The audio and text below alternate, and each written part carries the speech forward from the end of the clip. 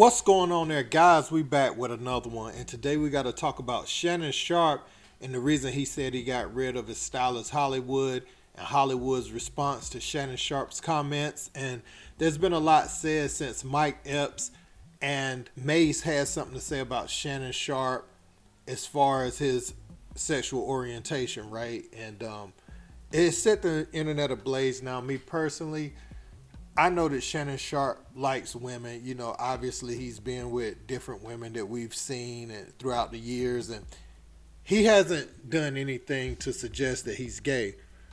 But recently he made some comments on the show with Shannon Crowder that kind of fueled speculation for certain people. Like, why is he even talking about that? So we're going to look at what Mike Epps said.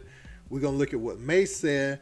And we're going to look at Shannon and Hollywood's response to everything. And, Shannon has basically said he's come to the realization that now that Club Shay Shay and Nightcap is doing so well, and, you know, how he's boosting the ratings over there at ESPN, he's going to have people come at him. But he doesn't necessarily like this rumor. And he said he has to clear it up because his daughter, his grandkids, other people starting to ask about it. And he said that's where it becomes a problem.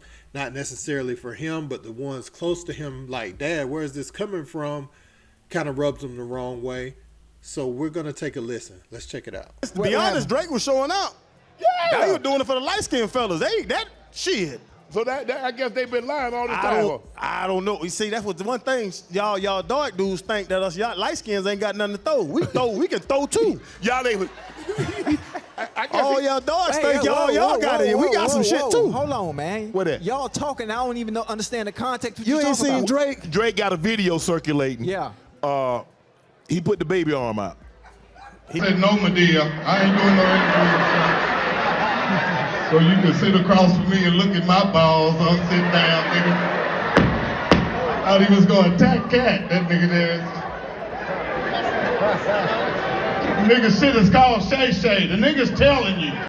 Yeah, and you can't do things that you don't want to be known for. You need to add that to your statement. If you do sugary stuff, a person should be, a person observing you did something sugary is not judging you. It's just an observation. Now, we've heard the accusations from Mike Epps and Mase, and this is what Shannon Sharpe had to say in response to those guys and others that have questioned, you know, some of his tight pants and some of the things that he's worn. So Shannon Sharpe's former stylist Hollywood seen these clips, and he posted the caption, "Let's be clear with this video." I ain't said that. But dog, this dude right here be killing the game. I be watching y'all. We killing the game, Hollywood. You straight killing it. And so that was Hollywood's response, man. And I don't think he has a problem with Shannon Sharpe. I feel like, though, when Shannon said that everything that Hollywood brought to the table, he already had purchased, and his previous stylist, that's now his stylist again, had put these clothing items together as outfits, it kind of rubbed Hollywood the wrong way a little bit, because it messes with his reputation of, okay, what did you actually do for Shannon if you didn't pick out any of the clothes and you didn't really style any of the outfits? And so, he wanted to show Shannon saying on camera, "We killing the game, Hollywood," just to have those receipts. And that's, his reputation out in Hollywood as a stylist, right? And I'm sure he has several others, but Shannon is one of the hottest names right now in all of entertainment. So, having that sound bite is definitely good for him and the advancement of his career. And, as far as his comments about Drake, Shannon Sharpe, that was a strange, peculiar conversation he was having. But Channing Crowder, I call him Shannon, but Channing, however you pronounce it, Crowder, he talks about those sort of topics, and that type of stuff comes up with him. Man's always talking about a nude beach, on the pivot. But it was pretty strange. It's a conversation I think they could have left off, but at the same time, these guys, they talk about real life, and it wasn't edited or anything. I just don't know why that would come up. because that's a lot small. I mean, Drake got the name to talk about, obviously, but the conversation itself and what it was about, I thought was a little strange. And with that soundbite being out there at the time these accusations was coming out, it kind of fueled it a little bit. But do I think Shannon likes men? No, I don't think Shannon likes men. Him and Ochocinco are always talking about hooking Shannon up with women, whether it be Kim Kardashian. He was talking about the girl that used to play on. I think they were talking about the young lady that used to play on what was Issa's show on HBO?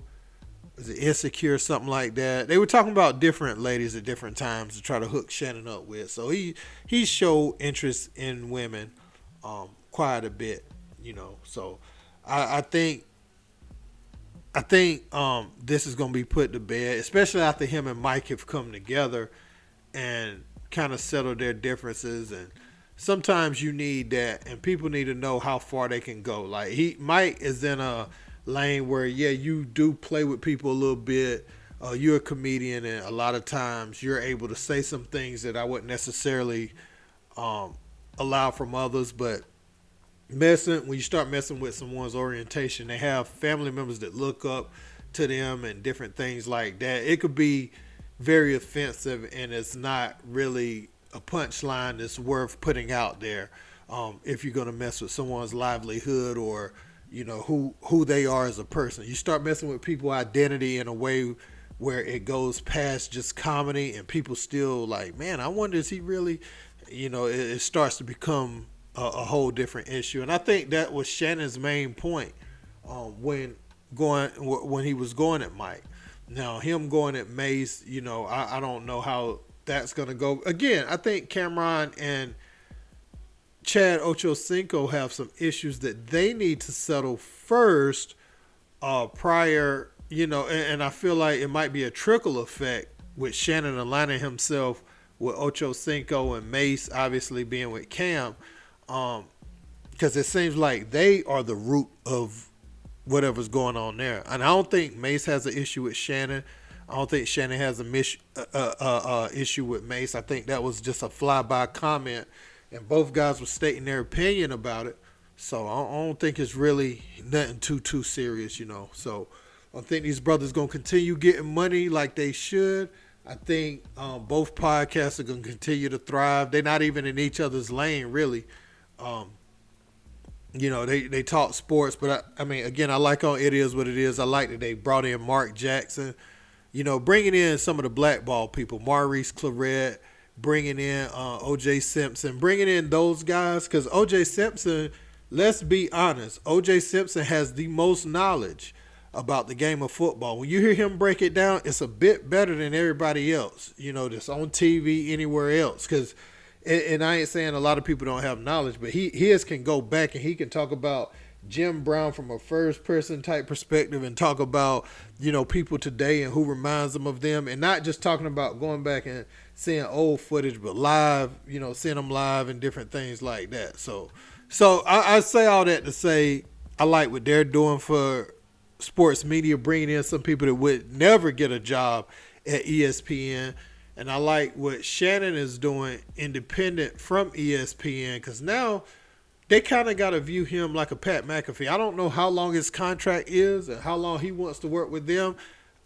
If I was him, you know, I probably would have had a clause in there where I could just terminate it at any time. You know, obviously he didn't know Nightcap was going to ascend so rapidly, but you know, his appearance, when he appears on somebody's platform, he interviews somebody, it's going to go up. And so Shannon Sharpe is in his own lane right now too.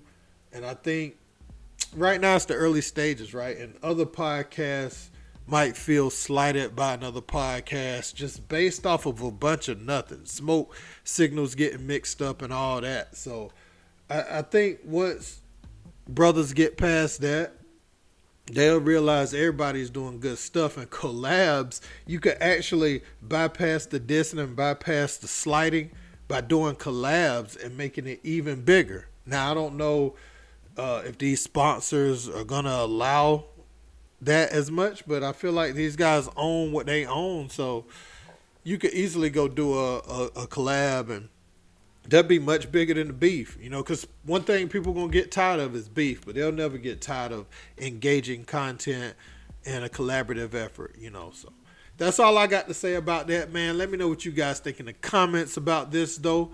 Don't forget to like, share, and subscribe. Till next time, peace.